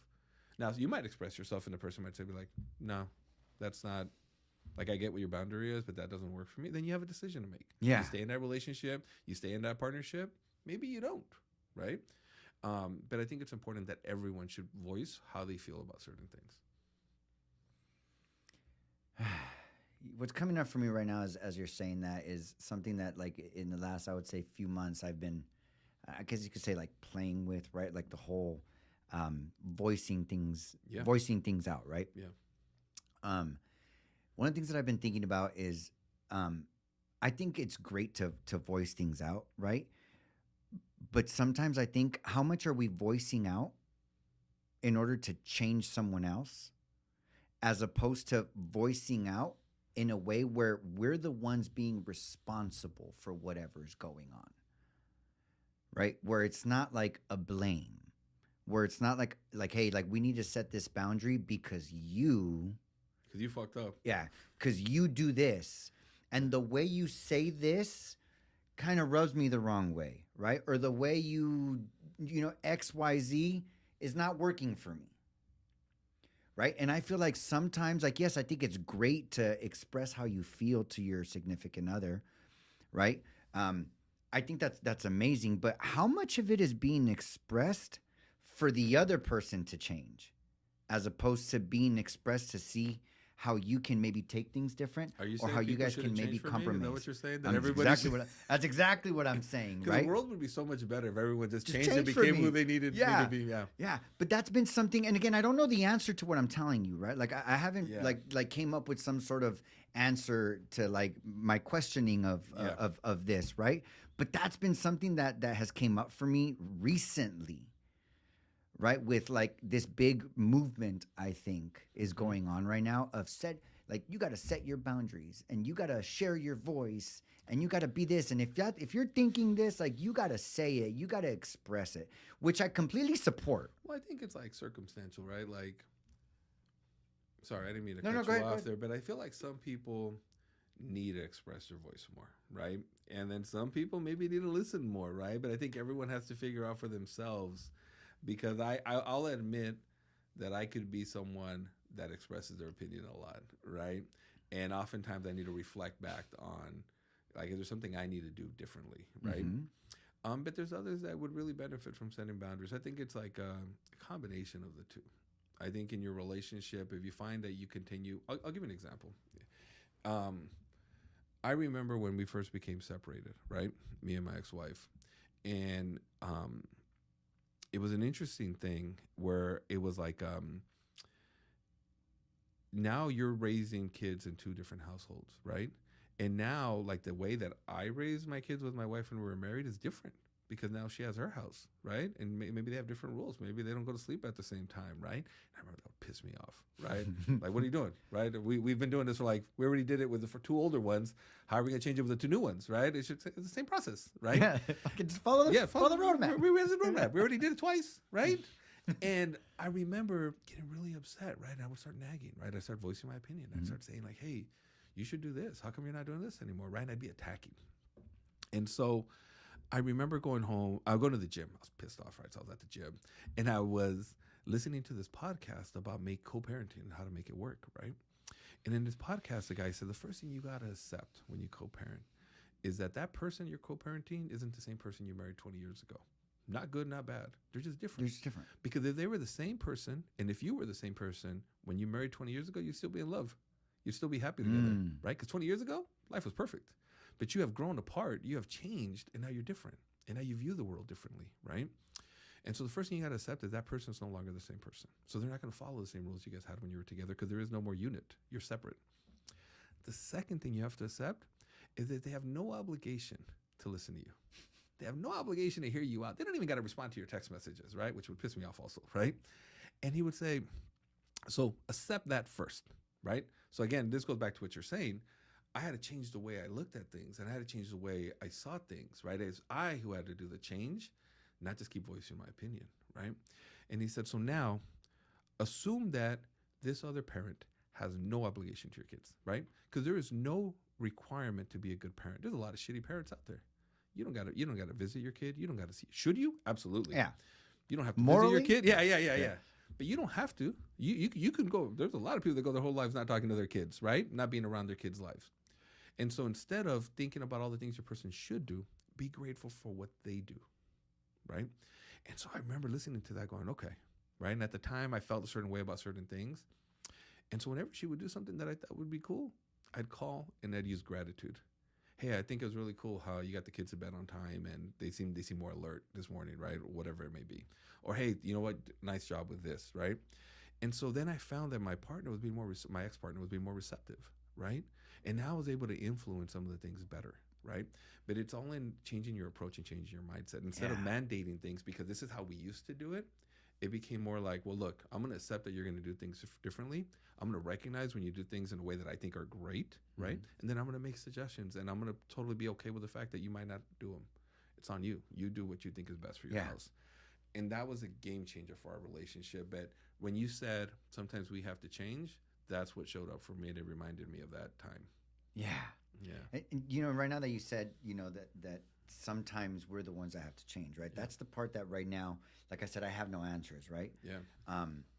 The part of all that I've been thinking of, that like at the end of the day, I think ultimately we are the ones that accept the change for ourselves. Yeah. Right? Like if I really want to be with this person, right, then I accept them the way they are. Of course, there's like There's deal breakers. there's deal breakers, right? Yeah. But at that point, it's still you either accept them the way they are or you don't, Yeah. right? You accept them the way they are or you don't, right? So actually, I don't think it changes, right? But as long as you continue to be in a relationship, Yeah. I feel like it's because every moment you stay in that relationship, you're choosing to be with the person that is. Right? I think so many times we in relationships try to mold the other person to us through our boundaries and through our this and that and the other, right? Like we try to like I don't like the tone in which you said boundaries right now, man. I still think boundaries are important, but yes. No. I mean, I think boundaries are definitely important, right? Like, but it's like this is the way I like to do things. Yeah, this is my worldview. This is my worldview. Yeah. And so, yeah, I get the tone of what I said, but let me clear my tone then, right? Yeah. I think boundaries are great. Yeah. Right? When the other person is given the choice to choose them. Because just the same way I'm accepting this other person the way that they are, right? Yeah. I feel like the other person has that same choice, right? If I set a boundary, this is my worldview, that person also has a choice to say, okay, I accept that person and the way they are with their worldview, and I choose it. Yeah. Right? I'm not going to try to change it. I'm not going to try to okay, cool. That's the way they are. Yeah. Now I have a choice. Yeah. Do I choose to stay with this person's worldview? Right? Because it aligns with who I am, or I can compromise with who it is, or do I choose not to? Right? But I feel like a lot of times people don't go that route. They say, okay, I get that this is the person's worldview. I don't really align with it. So let me see how I can get this person to change their worldview. Yeah. Or you know what? I'm going to accept it for now. Ooh, but I'm the gonna, worst. But I'm going to figure out a way to get this person to see that their worldview isn't going to work. Yeah. It's just not going to work. But I'm not going to say anything right now. Right now, I'm just going to say, you know what? I accept your boundary. I think that's great. But in the inside, I'm saying, I'm just going to say yes for now, but this isn't going to work for me. So I'm going to take some time to figure out how to get this person to see that their worldview is not the right one. Yeah. Seems like a recipe for disaster. And it usually is, Yeah. right? It usually is. And that's the part that I'm telling you that like I've been kind of like thinking about, right? Like I think as long as you're with someone, I feel like it should be because you accept that person just the way they are. Yeah. Right? It doesn't mean you should never have conversations. No, I agree. It doesn't mean you should never like discuss certain things, right? But I believe it does mean that no matter where that conversation goes, at the end of whatever that other person says, it's about choosing authentically, right? Like, okay, I accept what that person said. Yeah. Yep, I can kind of see now what they mean, and I accept it, and I choose it. Yeah. It's almost like you got to be balanced in how you look at somebody, right? Because here's something I can relate to, and I know I'm sharing a lot of personal experience here, but I think it helps me just convey my point. You know, sometimes you're in a relationship and you can get caught up in all the things the person that you're with doesn't do, or that you don't like, right? That you're not into, right? And then you lose sight of all the things you really liked about this person, right? All the things that they really bring to the table. And I see it a lot when I hear people complain about their spouses, their disorganization, right? And then what happens is you end up drifting so far apart. And now that you're separated, all those things that you really hated about them seem this small, right? Because now you miss all the great things that they brought to the table. And because there's usually so many. Well, that's why you were together to begin with, right? And so I can relate to that because obviously I think when people separate, there's two components, right? Both parties are at fault, right? But when I think about the things that I wish I would have changed, right, is that there was things about my partner that I didn't like, right? That I felt like my partner could do better, right? And I became so obsessed with those. Like those things really consumed how I felt about my partner that I forgot all the things that I really liked about him, right? And so here you are, you fast forward, you don't address them, you don't talk about them, things don't change. You don't either change them or change yourself, right? Yeah. To accept it, right? And now you're separated, right? And now you're in divorce, right? And, as you're grieving your marriage, you're thinking about all the things you're going to miss when this person, because you're hurt, you're sad, you're crying, right? And you're like, damn, dude, I really miss having this. Now, all those little things, they don't matter no more, right? You don't care about these little things no more because you really miss all these things. But now it's too late, right? And so I think I wish a lot of people, and I hope a lot of people can realize that early on, which is what is most important to you, and then have those deal breakers, those boundaries be less, but really be meaningful, right? Your boundaries and your things should really be important. They should be real deal breakers. Yeah. It shouldn't be the small stuff. And I'm guilty of that. Yeah. I'm way guilty of that. Absolutely. Yeah. I think we all are. I definitely am. Right. And I love this conversation because there really is so much good, right? And like you said, that's why you're with them in the first place. That's it. Right. That's why you're with them in the first place. Yeah. And it's super easy to get caught up in what's not going the way that you want. And I'll tell you, you could realize that you still maybe don't belong together, right? So I'll tell you, me and my ex-spouse, I don't think we would ever work, right? But but today, the things that were great in our relationship, the way we get along, still works today, right? We were able to hold on to the parts that worked and got rid of the parts that didn't work, right? And now that we're not together, some of those things don't matter, right? Because now you're somebody else's wife, right? Yeah. They could worry about that stuff, Yeah, they can worry about that stuff. But I think that's super important, to hold on to the things that are really meaningful. And I think it's not just your spouse. I think about like my brothers, my mom, right? I think sometimes I forget, like my mom will start nagging at me about things, right? And it like bugs me, and I'm like, I'm gonna take a break from you, Mom. I'll see you this weekend, right? We'll talk next week, right? Yeah. But I gotta remember all the great things that my mom does to me, right? Yeah. And it allows you to be more tolerant, more patient, and I think just a better partner, brother, son. Relationships are definitely interesting, man. And I say that, right, because like how you said right now about your ex-spouse and your mom, right? Like, you know what, Mom, I think I'm gonna take a break, right? Yeah. Like, I'll see you on the weekend, right? Yeah. But I think that's what's so challenging and great, like so fucking amazing about having a romantic partnership. Yeah. Is that it's just like having a kid, right? Like you can't just, like when it's your niece or your nephew, it's like, okay, go back to your mom, right? Yeah. Like you can take that break. Absolutely. Right? But when it's your kid, you can't, right? They refuse to move out. They refuse to move out.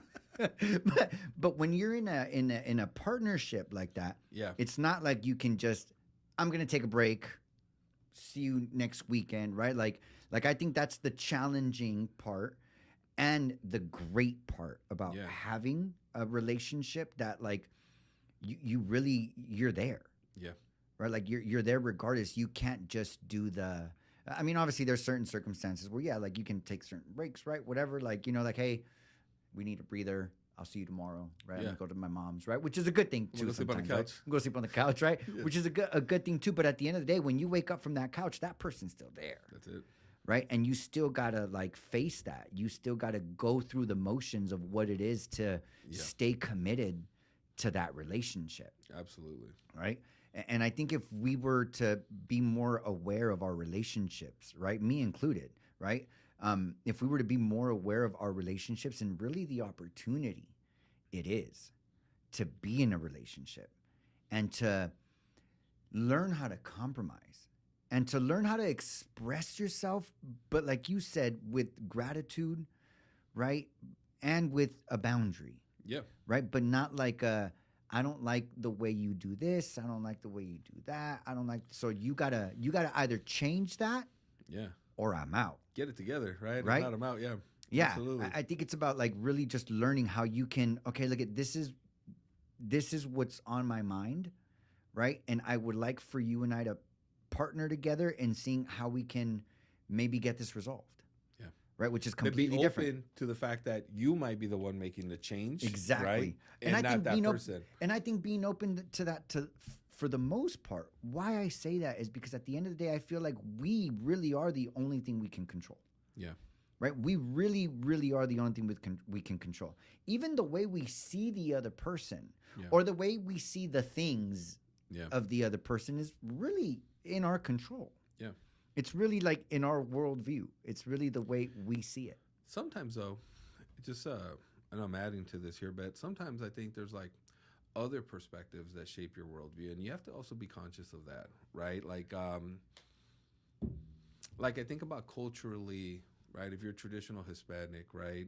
There's so many things that like women aren't supposed to do, right? That women are supposed to like be home, right? Making dinner, right? Doing these things, right?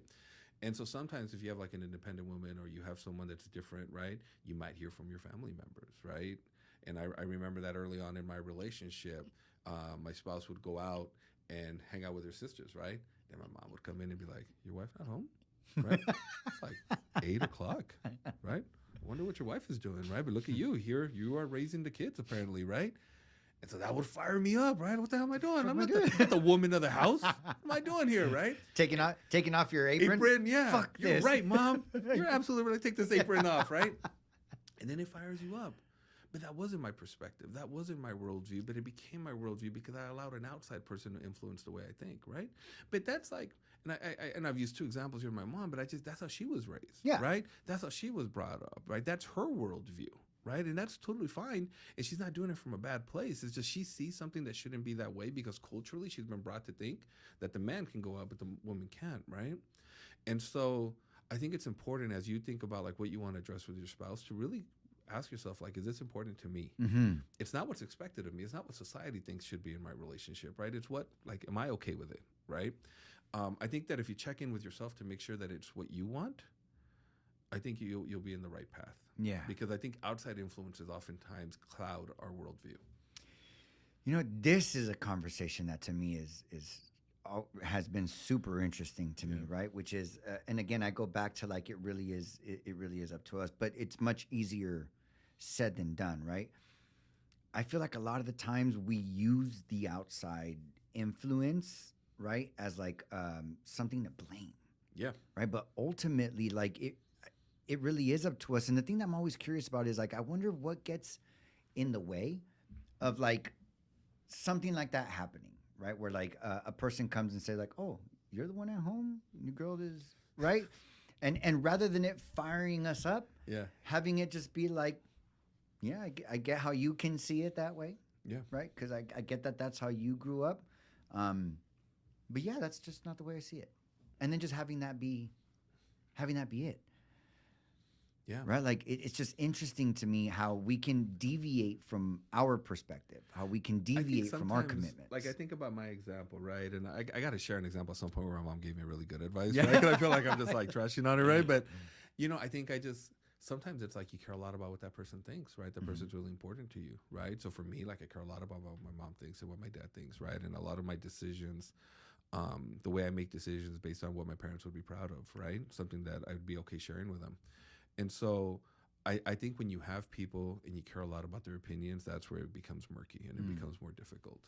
And it becomes hard. Like nothing that we're sharing today is easy. No, absolutely right? not. Especially when it's been so ingrained into us, right? But we have to, myself included, have the courage to be like, hey, I'm going to do things differently. Yeah. I'm and that's do things okay. differently because it makes me happy. Yeah. And right? that's okay. Yeah. I think that's important. I think like, and have the courage to say this is how it's just going to be, right? You know, I'll share like so me and my ex-spouse have a great relationship today, right? We get along tremendously well. At times, her kid will come over to my house, her kid with her new husband, right? And I shared with you that's my goddaughter, right? And a lot of people, yeah, I think you're the only one that said that was awesome. Everybody else is like, damn, that's your goddaughter? Like, how you gonna do that, right? Dude, that's fucking, what that takes is insane. But so the reality is it's like, there's so many opinions on it, right? So you have to have the courage to be like, hey, this is what I'm going to do. This is how it's going to be for me, right? And I remember when it first happened, right? When she came and she said, hey, I'm pregnant, right? We had already been good. Like we had already been fine with like, this is your husband. He's cool. We get along great. I'm doing my own thing. We're fine, right? And when she told me she was pregnant, I was thinking, damn, I don't like this. But I couldn't figure out why. Right? I was like, oh, I don't like this. And I remember, I shared the story with you, but I remember she came and she said, hey, do you mind if I get the high chairs for the twins, right? And get this thing from the twins so I could have it for the baby, right? And without thinking, I was like, nah, that's your kid, right? I bought this stuff for my kid. Mind you, all this shit was on OfferUp, right? I was trying to get rid of all of it, right? But you would have given it away for free. I would have given it, yeah, anybody could have picked that up, right? But when she asked me, like, ego got in, right? And I was like, nah, that's I bought those for my kid, right? And I remember being so embarrassed. Like, she was like, oh, she was like surprised by it, and I don't blame her. And I remember she was leaving, and I remember going, what the hell am I doing? I don't even want this shit, right? And I called her back, and I said, hey, you know what, come get it. And I remember thinking how much I was going to struggle with it, right? And she would ask me, like, hey, when I come by, like, it's going to be cool if I bring the baby. And I was like, oh, I don't know, man. I can't. I'm going to have to do, like, what are people going to say about me, right? And you fast forward, once that baby was born, I realized, like, dude, this baby has, like, no fault to anything. Like this baby doesn't know we were married, any of that, right? And then I saw how excited my kids were about the baby, right? And how am I going to explain to my kids that their little sister can't come over to my house because daddy's ego, right? Yeah. Because daddy's afraid what people might think, Yeah. right? And so then that grew, right? And before you knew it, I genuinely care about this little girl. And so when the time came and they asked, you know, if I'd be the godparent to the kid, like, the answer is really simple, right? Because if something were to happen to them, right? My ex-wife and her husband, how do I tell my kids, hey, your sister has to go live at this foster home now because daddy's ego, Yeah. right? You have to now see your sister every other weekend, right? Or maybe when her adoptive parents come around because of daddy's ego, right? And so I think, although I get a lot of criticism for it, I get a lot of comments about it, right? That's something that I have the courage to say, no, I know this is what's right. I know that this is what makes my household, my extended household, right? Because I include them in my household, right?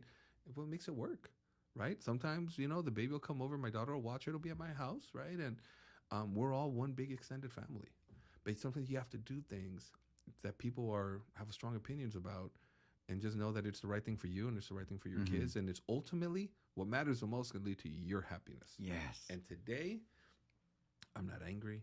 I'm not bitter. I'm not resentful for anything that happened in our past. I'm just really, really happy. I'm really happy when that baby's over. I'm really happy when they come over to my household for Christmas, right? I'm just really happy that we all get along, and seeing my kids really happy and my kids developing normally and my kids feeling really secure in their households, right, makes me really happy. That's awesome, man. Yeah. That you know, one, that you see it in that perspective, right? Yeah. This conversation, I feel, is like a big conversation, right? There's like me, right? Like it's like me with my ex-wife. It was Yeah. the same thing, right? Which now is still my girl.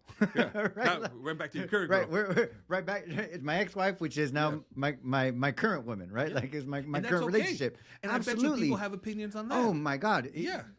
People had opinions about everything, right? But even though when we did go through our divorce process, Yeah. right, in 2023, when we went through our process of separating and stuff like that, like it was difficult, Yeah. right? And I would say for me, 2023 was probably the year where I've faced emotions I'd never faced in my life. Wow.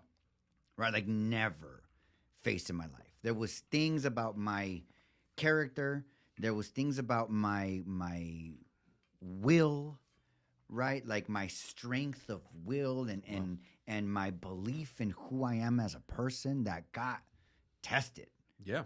big time, right? Like there was ways of being that I was in 2023 that I just never thought I would be able to like be that way, right? And so 2023 for me was a year that was, I guess to say the least, like difficult, right? And really eye-opening as to like how mentally strong I really am, right? Fortunately, I was able to be mentally strong ultimately at the end, come out of it at the end, right? And everything is great, right? But I really got to see. I still don't believe. I'm still not convinced that the other route is the way to go, right? And I'll share with you what I mean right now. But I did get to see in 2023 how two people that separate can really get to a place where they don't like each other. Yeah. Right? Can really get to a place where 10 years later they're still fucking like angry about like That's crazy. that thing. Yeah. Right? Like I really got to see how that's possible. Yeah. And I ultimately still wasn't convinced that that's the way to go. Right? I feel very blessed, again, perspective-wise, to come out at the end of 2023 and be able to tell myself, like, no, like, regardless of what happens between you and another human being, I don't believe anything justifies you two not letting it go. Yeah. you two not in communication, coming to the agreement or to the terms that it just wasn't meant to be, and it's ultimately not personal. Yeah. Right? It's ultimately not personal, especially if you have something tethering you together. And what I mean by that is kids. Yeah. Right? Most of the times it's kids. Yeah. Every now and then, if you're lucky, it's a dog that will die 7 years after you separated, and then you're no longer tethered, right? But like Yeah. for the ones who don't have kids and have a dog, I get that can, or pets, right? Like that can Goldfish, be it, whatever. right? Goldfish, Whatever you want to use. whatever as a you want to tether. use, right, to tether, Yeah. right? But a lot of the times it's people who have kids, Yeah. right? If you don't have kids together, fuck it, it's cool. Hold on to that grudge, fuck it. You're never gonna see that person again, right? Like you may never get to clear the grudge. Oh, for sure. You don't go through that journey of like healing and learning to get up without the kids. Yeah. Yeah. I don't know that we would have ever been cool because we went through that whole hating stage. Yeah. Yeah. But definitely when you have that tether, right? When Well, you that's have your the, higher purpose, right? absolutely, That is the most ultimately important thing. Yeah. higher purpose, and it just, I don't want to say it mind boggles me now. I used to say it mind boggles me prior to 2023, right? Now I don't say it mind boggles me because like I said, 2023 made me see Yeah. why people would still hold on to some shit 10 years later, right? Yeah. I hear the stories. They're crazy. as They're fuck. People get nuts, along, man. yeah. They're nuts. And I ultimately think it's never worth it now. Like now I can see, yes, I can see how it's possible, and it's not worth it. Yeah. Like it's not worth it. Like it's so much better to just be good, right? Like whatever that takes, like to just be good and really get to a place where it's like, it's not personal, Yeah. right? She is her, you are you, and you guys did whatever you did Yeah. for your own personal reasons. And although it may seem very personal, Yeah. it's ultimately not. I know you're big on words, right? But I feel like it is personal, but it's okay.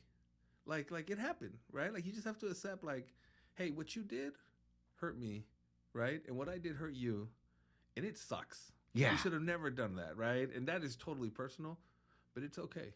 We can move on from it. I think is how I would look at it. Because there's so much that happens, dude. Like in the divorce process, there's like so much that's said. There's like, it is very surprising that you can come from it and still be friends or even get back together. Because that divorce part is ugly. Man. Yeah, and that divorce part really, really is ugly. And then just especially depending with social media, everybody knows your business. Everybody knows your business. And then it's like, oh, why is his ex-wife posting this on social media? And it's like, I don't know, dude. I don't know, dude.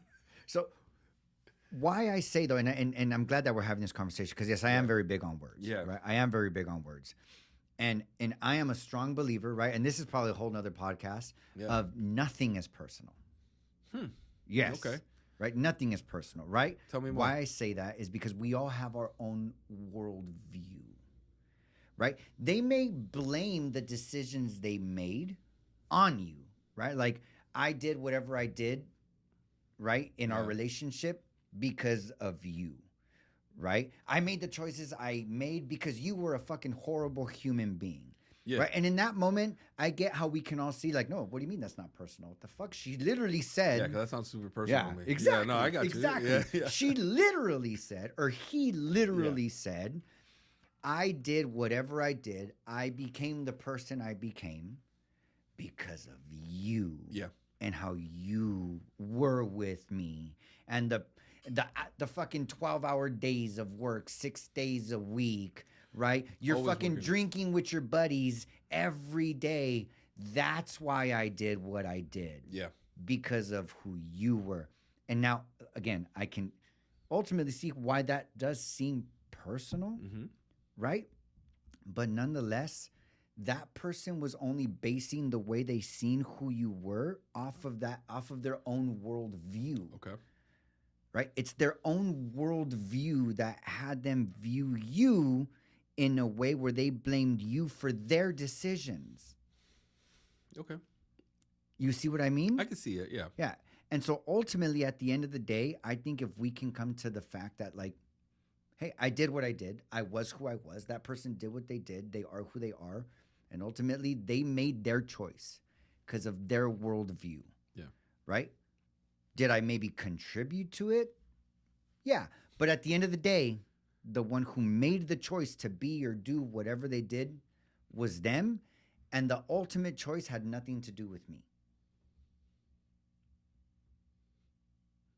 I What are don't your know. thoughts when I you don't hear know. that? I feel like I agree to disagree. Okay. But I get it.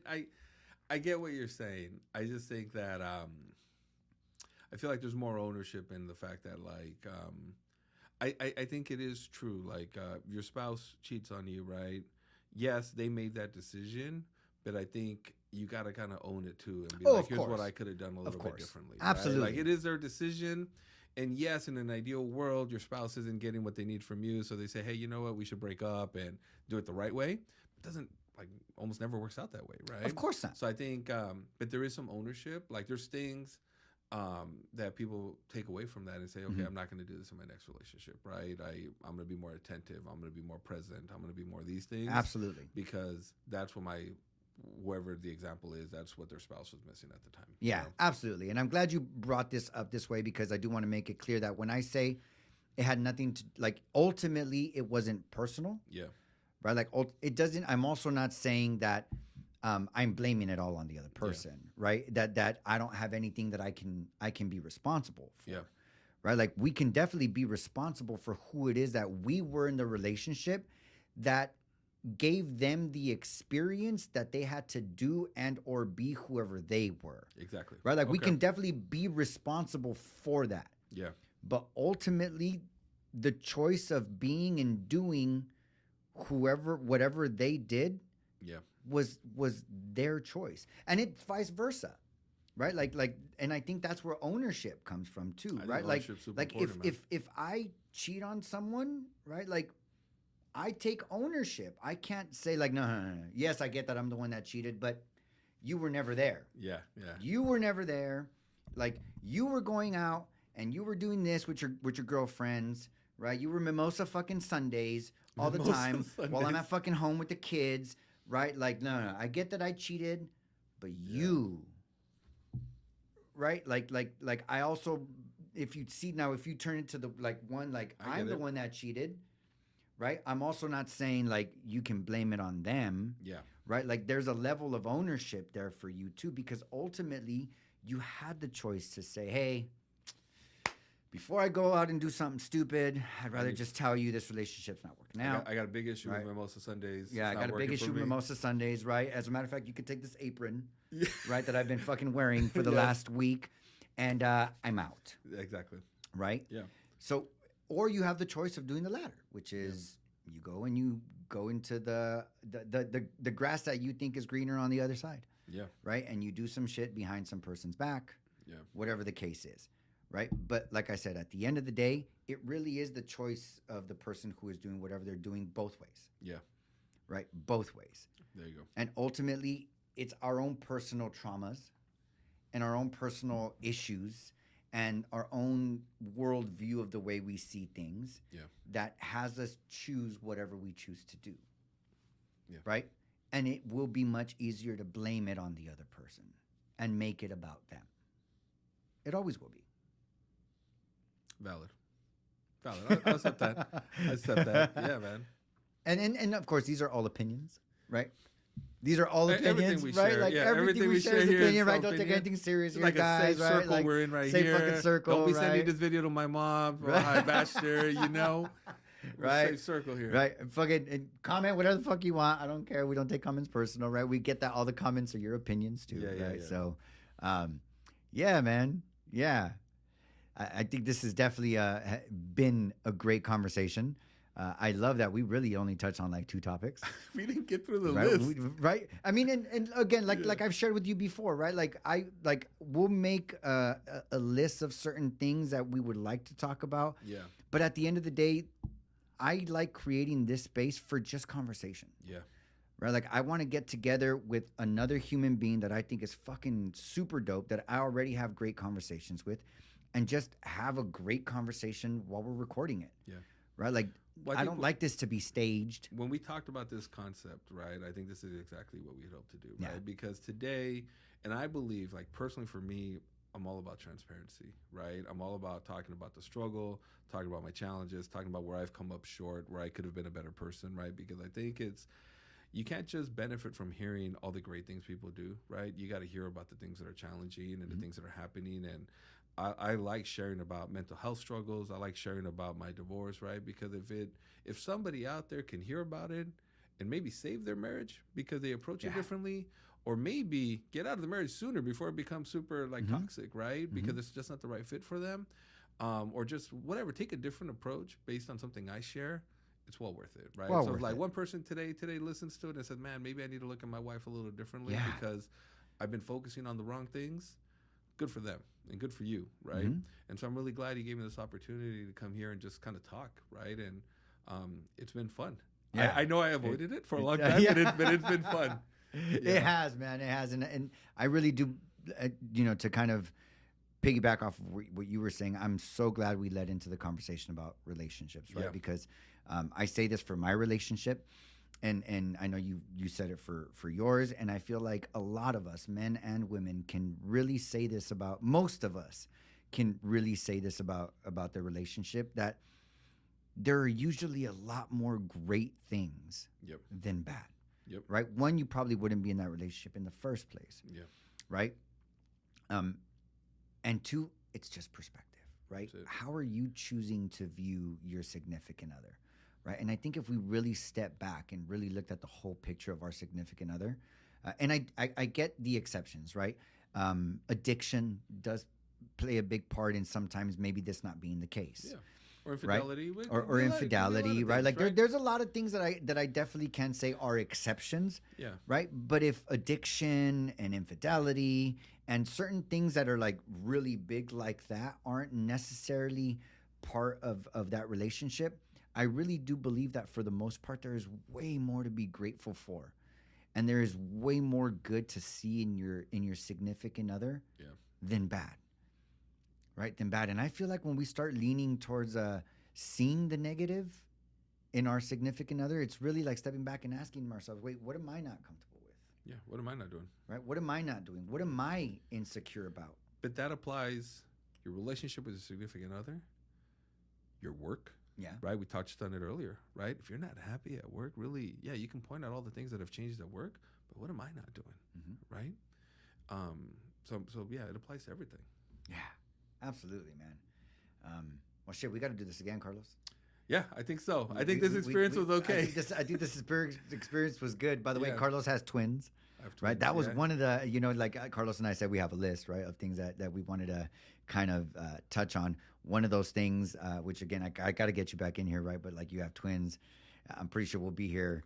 We'll be here, honestly, for another 2 hours, bro, if we continue with our list, right? But I would one of these days love to get on the show and get your experience on what it is like to have twins, right? Like I feel like that's huge. I also want to get into the conversation of you starting your own business. We led with that. We led with that. Yeah. I wore the polo. You did. And right? here we are. Well, real quick though, the polo. We gotta we gotta show we the got polo the polo right here. All right. Now what is Anteater Home Solutions? We do home internet, cable television for anybody looking for it. But I just as we close, I just want to say how much I appreciate you bringing me out here. And you said I was a mentor of yours, but I feel like you're my mentor, right? Oh, well, we're mentors of each other, man. You have really pushed me to embrace things and try things that are different and help me look at my worldview with a different perspective. And I wouldn't be here today talking in front of this camera, right?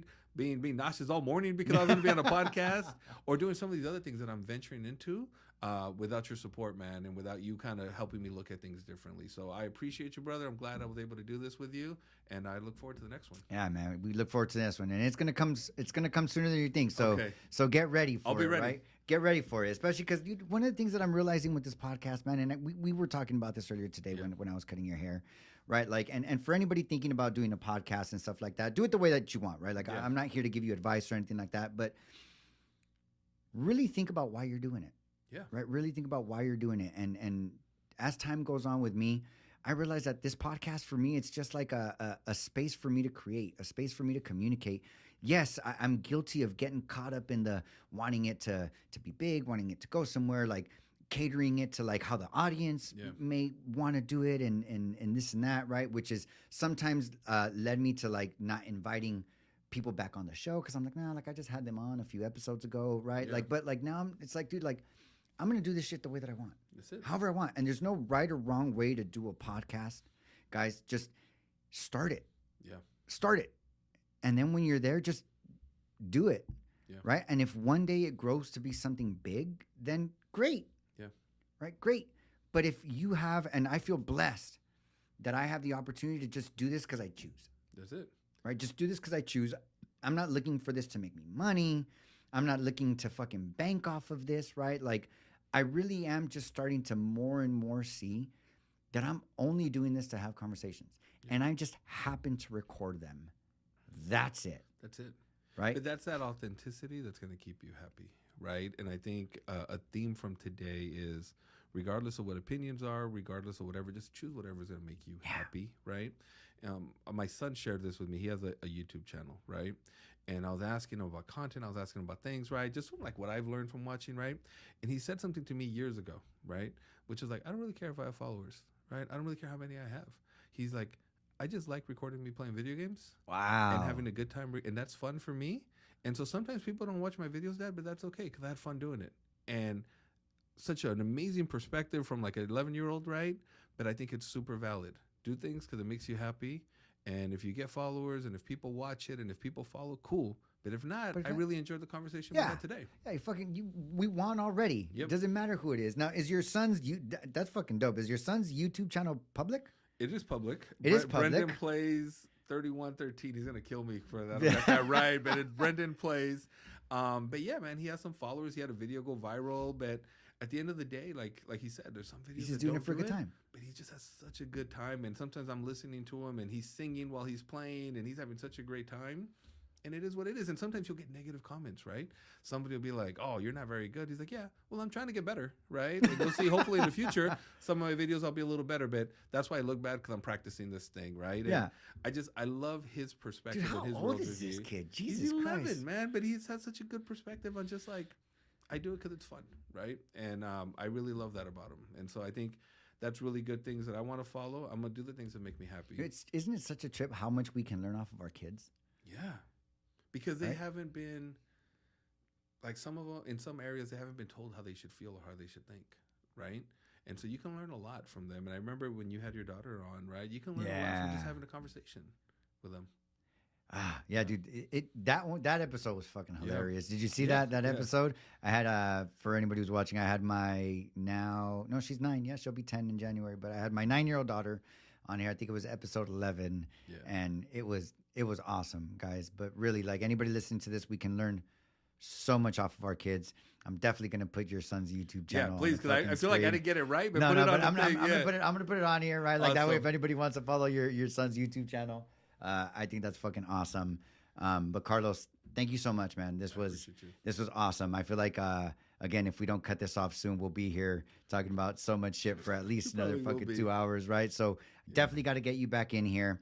Like I said, there's no right or wrong way to do this podcast, right? Like I'm really starting to get to the point where it's like I just want to have great conversations. Yeah. And see, it's fucking great. Keeping going. Like I want to fucking keep talking now because shit keeps coming up for me, right? Yeah. But that's what's actually stopped me from recording more episodes. That's what's coming out for me right now that I kind of just want to get out there and say out loud, right? That I haven't released an episode to this podcast, Carlos. It's been months. Yep. Right?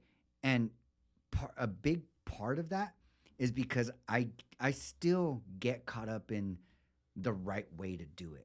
Right? That it stops me from just fucking getting people on here. Yeah. Just getting people on here, having dope conversations, recording them, doing the little minor edits, right? The intro, the this, the that, and then just fucking throwing it online. That's it. Right? And just throwing it online. And yes, I get caught up in the whole, it has to look a certain way. Mm-hmm. Or flow a certain way. It has to flow a certain way. I have to do things a certain way that at the end of the day, it ends up stopping me. Right? This whole wanting to do it a certain way and it having to look a certain way is stopping me from just doing what you want to do. Yeah. Yeah. Yeah. Well, we'll record one soon. Yeah. And we'll be back here soon. But thank you again for having me. I appreciate you, fucking brother. Carlos, I appreciate the conversation, man. And guys, thank you so much for watching this episode. I haven't said this in a long time, but I'm glad I'm going to say it again. I'd like to thank the one and only sponsor that way I have for this podcast, which is the original Clip Joint Barbershop, We have a location in the city of Covina and another one here in the city of San Dimas, where it is at the On the Mic with JoeCee studio is. If you go to ogclipjoint.com, you can book your appointment online at no extra cost. I know some of you guys are old school, and ever since the pandemic, appointments have really been a thing. But we are actually fully staffed at both locations now. So for all of you old school people that want to be nostalgic and just walk into the barbershop and say, hey, I'm just a walk-in, can you guys take me? Guys, we have a huge team now. We're fully staffed at both locations. Come and walk in. I'm pretty sure we'll be able to take care of you guys within 10, 15, 20, 30 minutes of you guys walking in. So for those of you who want to be nostalgic and just walk into the shop, we are ready to handle walk-ins now. But again, we don't charge anything for appointments. And so if you're a little more new school, ogclipjoint.com gets you an appointment and it gets it to you at no extra cost. All right. As always, guys, stay blessed, smile every chance you get. And I love y'all. Peace. Thank you, baby. Appreciate you, Carlos. Of course.